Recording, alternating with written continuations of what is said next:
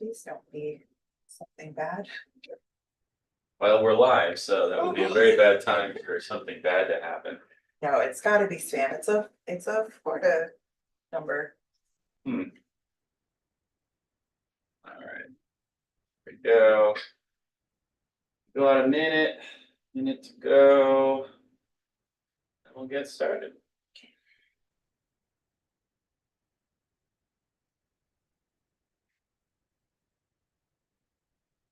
All right, so my clock shows 1:05. Cassie, would you like to get us going for today? I would love to get us going for today. Hello, everybody. Welcome to our first Tech Talk focusing on iterative feedback for the quarter. So this is a two-parter. You can see the board behind me, but you can't read the board behind me. We're doing two of these. The first is about mid-semester surveys, so that you can, midterm surveys, mid-quarter surveys, so that you can put this into action right away. And then next week, we're doing one on start of term surveys and just a more broad conversation about iterative feedback using Canvas, so that when you're building out for winter quarter, you are ready to go. Awesome. So we're going to start by talking a little bit about what we mean when we talk about iterative feedback from an instructional design perspective. We're going to talk about why we would use midterm and mid-quarter surveys, talk a little bit about survey design. We're not going to go too deep because we don't have that kind of time, and that is a hole you can dive down on your own if you wish to, or you can hang out with us and we can talk about it forever. Awesome. We'll do a little bit of survey building in Canvas so you can see what this looks like in action. And then hopefully we'll have a little bit of time for questions and chatting. Sound good? Absolutely. Awesome. All right, so we're going to start with iterative feedback. And when I say iterative feedback, really I'm talking about the process of continuously gathering, assessing, and using information to improve something that we create. So in this case, a course. It's something that we use a lot in different arenas. We don't always get a chance to use it in the classroom, in part because of the expectation we have, both as learners and teachers, that when a course is ready, a course is ready. We kind of have this idea that it's done, like there's that breath at the beginning of each quarter or term where you're like, my course is done, now I just have to teach it. But as we all know, it's never really done. We revise courses all of the time. Oftentimes we're doing it after the fact though. So if you've taught a course more than once, you've got different iterations of the course, certainly. But for us in instructional design, not being in the classroom all the time as our instructors are, we kind of get that freedom to think a little bit about taking the opportunity to revise during the course, and offering you some tools to make that happen. Some caveats about iterative feedback, or iterative changes that you might make during the course. The first is that students have expectations. You've told them what it's going to be like. You've given them your syllabus. We tend to think of it as a contract. So we need to be really conscious about not totally overhauling the thing, but making small changes where we can. And this is where the midterm or mid-quarter semester survey comes in. We want to do this in the middle of the term because students have had some time to get used to the rhythm of the course. They know what's sort of to be expected. We know what we're doing in the course. It's a nice time to do some reflection. So I'm going to share my screen really quickly, if I can. There we go. While you're doing that, I was just thinking, as you were talking about, proper timing for this, you can also get diminishing returns with too much surveying of students, I would imagine. You definitely can. There are, students can burn out on doing the surveys. I've sometimes put them in every unit or every week, and they do get a little bit of feedback early on, but then eventually they start to kind of trickle away. But I do like the midterm mid-quarter survey because it gives you a nice snapshot of what's been going on. So this is just, I'm just using Canvas to share some of my thoughts on why you might want to use a midterm or mid-quarter survey. The first is checking in on student, learner, and user experience. So creating questions that allow students to talk about what's working for them and what's not working for them as individual learners. They've gotten to know you, they've got to know your course. And it turns out that they really hate that you hide things behind the details tag. Maybe, I don't know. I love the details tag, but I'm not a student. So this is a good way for us to see how the student is experiencing the course. This could be a time where a student would give you that information about, here's what I'm feeling, here's what I'm doing. And you kind of get a chance to respond to that. It's also a good way to take the temperature of the course. So you can use questions around classroom culture. So if you are teaching a course and you've got those students who just aren't speaking, maybe there's a way to ask a question in a midterm survey and say, what's going on here? Maybe the class is moving too quickly. Maybe it's going too slowly. Is it difficult? Is it easy? This is just a good way to get a snapshot of where the student is in the middle of the year, in the middle of the term. Also, while they're in it, so Yeah. by the time we get to end of quarter surveys, might be too late. Yeah. The actionable stuff is over. And we want to be able to take action. This is also a great place for us to think about technological or design issues. So what are your modules looking like? They probably looked really great to you at the beginning, but maybe there's something where your students are finding that they're not, they're not able to find it, or they're not able to access something. This is a good place to assess navigability, like where are students having trouble maybe navigating a course? Are things working well? Like, are your links consistently working? Are your quizzes and discussions consistently working? It's a good time to look at that. Also, it gives you the opportunity, as Nick was saying, to respond to student needs and issues. So is there anything that you need to fix, right? Maybe you had, let's say, a video series and it's gone. I don't know, maybe you were using something that your publisher provided and then it disappeared. Maybe you wouldn't do this, but maybe you were grabbing something off YouTube and it's not there anymore. This is the chance to fix something. Can you course correct something for your students? Is there something that needs to happen that you have the time to fix? It also creates a framework for reflection. If you're trying to model that for your students, this is a great way to show them that you're invested in their learning, you're invested in their success, and that you take their feedback really seriously. Which then takes us to the idea of no surprises. So at the end of each quarter, course evaluations come, right? We have our end of term evaluations, and sometimes those do catch you off guard. You're like, wow, I didn't know that students were struggling with this. I didn't know that this didn't work. The number of times I've had students in my career tell me like, yeah, the readings weren't working. And I'm like, whoa, why didn't you tell me? Because they didn't tell me. And they've got 4 or 5 courses. Maybe they forgot. I don't know. But giving them the opportunity to catch that with you early on. It's a great way to course correct. Catching that issue so it can be corrected so that you can say to them and show to them, I took it seriously, I fixed it, and maybe that even comes back to you in your evaluations. Folks saying, this instructor was really responsive to our needs. That midterm survey was really helpful. Well, something I was also thinking about is like, I can imagine some instructors might be thinking, oh, well, I get feedback from students constantly throughout the course, which totally won't change, right? But this is maybe to catch the people that aren't, I don't know, proactive in that fashion, or they might think like, this is how Nick was as a student. Oh, that must be a feature of the course. This thing doesn't work. It must be just me. Nobody else is struggling with it. I'm not going to say anything for whatever reason. Like that's a pretty common like student situation. So having this space, it seems like would be a nice avenue to get more diverse voices into that feedback. Absolutely. Awesome. And to really make them feel like, the course belongs to them, and your mileage may vary with that. As the expert in your field, sometimes you don't really want the students to be telling you quote unquote what to do.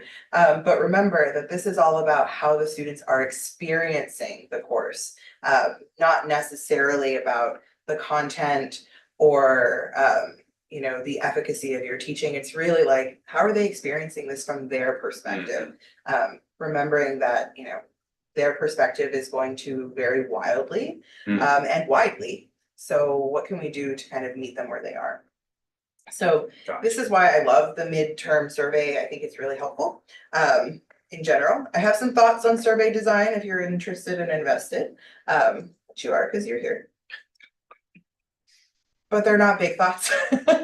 So really, this is just a two things that I bring to the table when I think about survey design for students. The first question to ask yourself is, what do you want to know?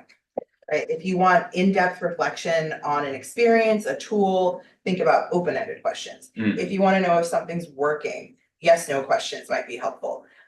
If you are teaching a really, really big course, you know, you have like 100-seat course, or you have multiple sections of a course, that's a big one. Go with yes, no's, go with multiple choice questions. If you have a smaller class, maybe you're doing like a senior seminar type thing. And you have 5 students, you know, and you have the bandwidth to look at those open-ended responses, totally go for it. But don't feel sort of wedded to one type of survey question, because you know, you have options. The other question that folks will ask often around this is, should it be anonymous? This depends on the type of questions that you're asking. It's not a bad idea to offer students the option to remain anonymous so that they feel like they can share information freely. And you can do that. You can make something anonymous, but then give students the option to provide their name. You can do that. So like, if you want me to contact you about anything that you said in the survey, put your email below, for example. Gotcha. And I'll reach out to you. Or if you want to reach out to me about something that you mentioned in the survey, absolutely do that. Cool. So those are just a couple of things to think about when you are thinking about your survey and how you want to get it done. Well, and I do want to highlight something I really like from what you have here is like, you're talking about bandwidth, you're talking about intent, like keeping it simple, keeping it pointed. You don't like, you had a good list of all those different options for avenues to take with a survey. Maybe keeping it pointed to something that you feel like is a feasible design change that you can make mid-quarter is also an important distinction, right? That's a good idea too, right? Okay. Thinking about, you know, maybe building a survey that's just about, let's say you have a fieldwork component.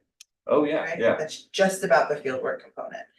Or you're trying a new textbook and you really want to know how that's going for students.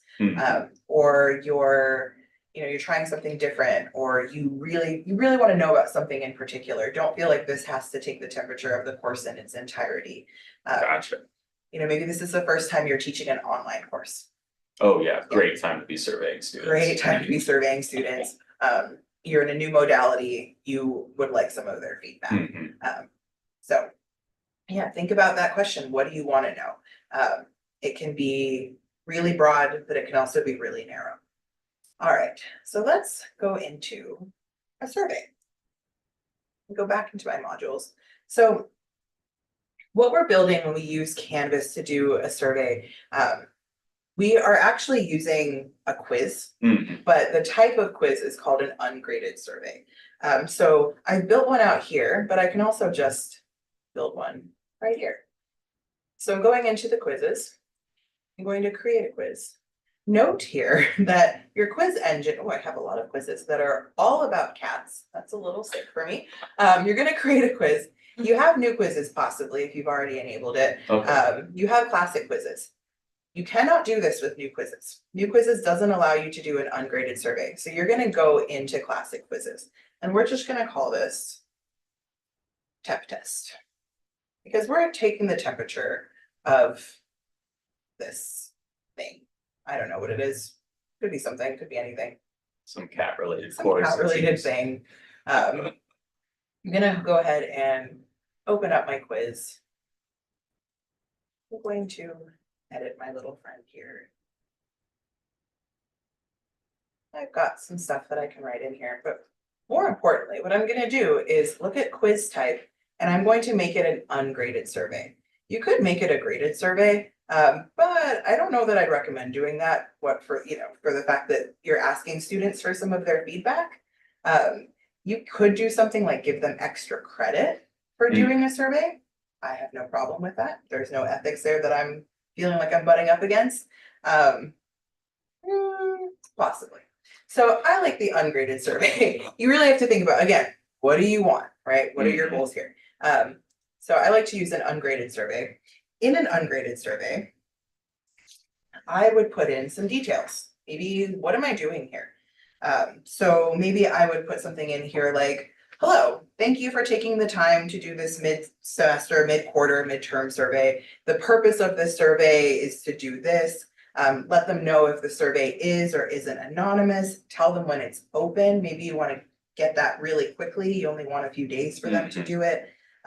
Especially if you're gonna Yeah. like go over those results potentially in class for some sort of activity. Yeah, you might do that. So, this is the place where you can kind of tell them a little bit about what they're doing. So I'm actually gonna pop out of this one because I've already built something that no, why did I double click? She did it. Shouldn't have done it. So I'll just show you what I've already got built. Awesome. So just to reiterate, you've got an ungraded survey. It's a classic quiz. Yep. I imagine you can make a graded version in new quizzes, but you just don't have the benefit of this ungraded option, right? And this is nice for students to see, like, oh, this is ungraded. I don't have to feel any kind of way about it. So here's some of that language that I was using, letting students know what's going on, and also thanking them for their time. This might also be a place where, if I wanted to explain more about how I use iterative feedback, this is where I would do that for them. Oh yeah, I could see, again, you're talking about ownership of the course. What you say here will help me design other iterations of this course, and anything you say in here may benefit future students, or, I could imagine them feeling that ownership would be powerful. Would be really powerful. So something like your responses will shape the future of this course, something along those lines. So I have an ungraded survey, just gonna repeat that ad nauseum.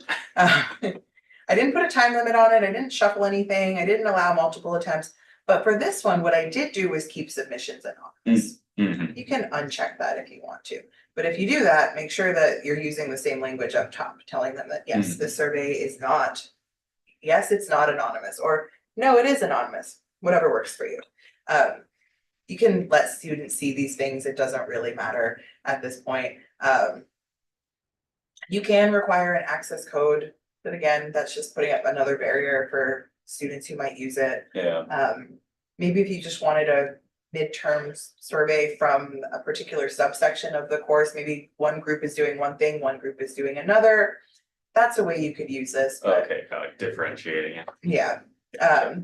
Assign to, if you watch the assign to, you're probably familiar with this one. You can assign it to everybody and you make it available from a certain time. So this is where, you can say, really, I only want to give them this time to do this work. Then you save it. So if I'm going to view this as a student, what I'm seeing is a survey. So I'm going to talk a little bit about some of the questions that I modeled in here. These are just examples of possible questions that you might want to build out. So for those of you who are working in a major, or if this is something that is specific to a particular program, if it's a required course, this can give you a little bit of the temperature around how students feel about a required course. So maybe that students who are taking it for a reason might have different feelings than students who are taking it sort of as an elective or as a fun course or as an extra course. Gotcha. So just giving you a little bit of feel about who your surveyor students are. Some stuff about pacing. So this is just again multiple choice. This question that the student answered, she said it was a party. This was an open-ended question where it was just an essay question. They could answer however they like. This was a question about things that are challenging for them. So this was an opportunity for a student to talk about, I'm struggling to talk in class. There's some big voices in the room. That gives you a hint about classroom management. What can you do? Maybe you need more group work. Maybe there's a different way to call on students. When I got this response from a student, one of the things I started doing was actually started popcorning. So, the idea of popcorn or throwing a ball or picking a different way to get students. I didn't throw a ball at them, just so we're clear. I threw a ball to them. Nobody got hurt. But there are different ways that it changed my classroom management.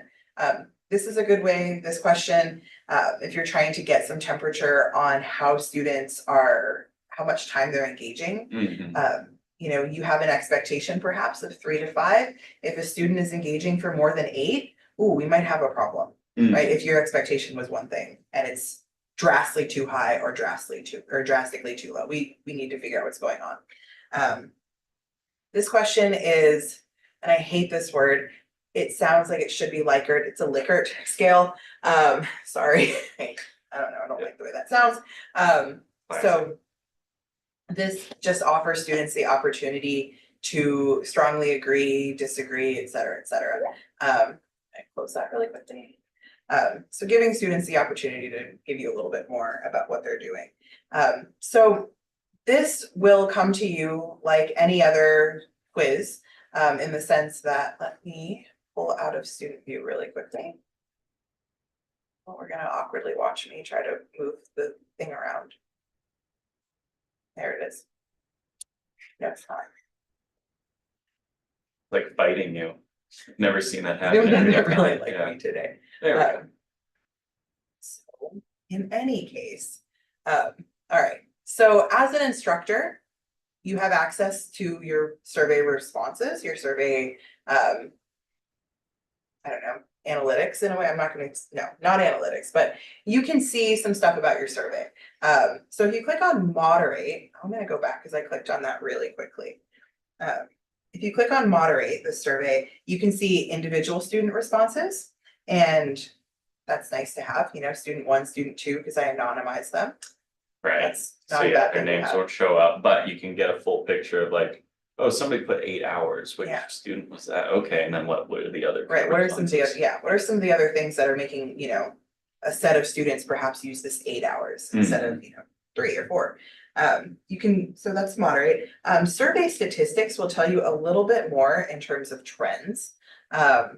So, and it'll kind of show you things a little bit more comparatively. So you can see, really with your multiple choice questions, you can see what your kind of distribution of responses looks like. You can't see the questions or the answers for essay and long answer questions. That's not great. We don't love that. But if you're using a lot of multiple choice, you can kind of get a feel for what's going on here. See ungraded answers. That's not super helpful. Don't love that for me, but. Right, because it's pulling from the quiz statistics and trying to kind of make those two join up, but since it's based off the quiz function, it's gonna show you a little bit of weird stuff, Yeah. right? This can be helpful. I think your mileage varies on this. I really prefer just looking in things like student analysis, so you can generate response, or you can generate reports that are going to come out as a spreadsheet for you. Here it is. There you go. It's a spreadsheet. Yay, useful. And that'll have the full essay though in Yeah. there, and you'll be able to kind of like compare as a, well, if you like spreadsheets. Right, if you like spreadsheets. If you are spreadsheet averse, don't click. Just don't click. I am spreadsheet averse. So this is really just a, like any tech talk, kind of a quick rundown of how you might use this, what you might get out of it. It's not super powerful in the sense of maybe making something like a Microsoft form or a Google form. Those are pretty powerful. The reason that I like to keep it in Canvas, however, is because students are familiar with the environment. And we don't have the sort of added bonus, and by bonus, I mean concern about student data sort of running around in places that we don't want it to be. So kind of keeping it in the environment is really the goal here. So Awesome. My big takeaways from this, if you choose to do this at some point during your quarter or your term, is that surveys can just be a useful tool for understanding where your students are at the point in the term, so that you can do some course correction or revision if need be. So that's really all I've got for this one. The next Tech Talk is going to dig a little bit deeper into both the beginning of a semester, beginning of a term, really thinking about getting to know your students through survey data, and then doing a little bit more of that iterative work. But we're at 1:29, but I'll keep it open for questions or thoughts, and I'll stop sharing. Awesome. And I'll I'll stop the live stream for now and go to questions, and those of you watching, appreciate you being here.